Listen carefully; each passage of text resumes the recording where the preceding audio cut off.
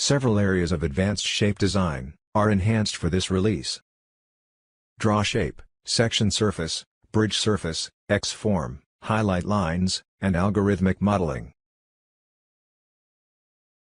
The Draw Curve command is enhanced so you can now create free-drawn curves by matching, or snapping to existing curves.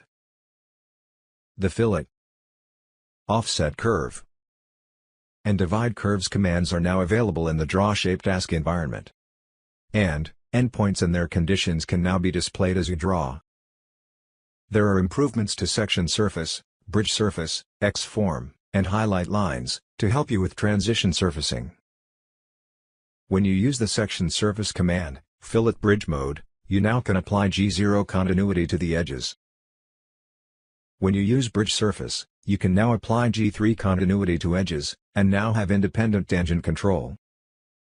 The X-form command now displays maximum deviation, while maintaining the display of the original shape.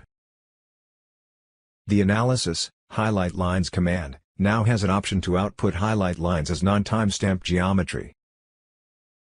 Algorithmic Modeling now has new nodes, to support convergent modeling workflows.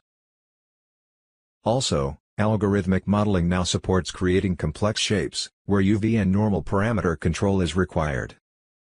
The Through Curves node now has a Preserve Shape option. The Project Point on Curve node now supports parameter and tangent output.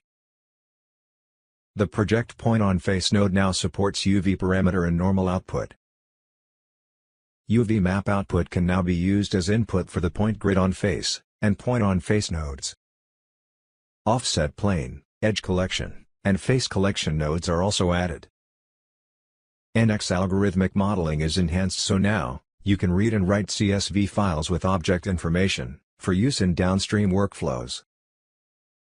You can read object and part attributes, write tables, and execute NX open dynamically linked libraries.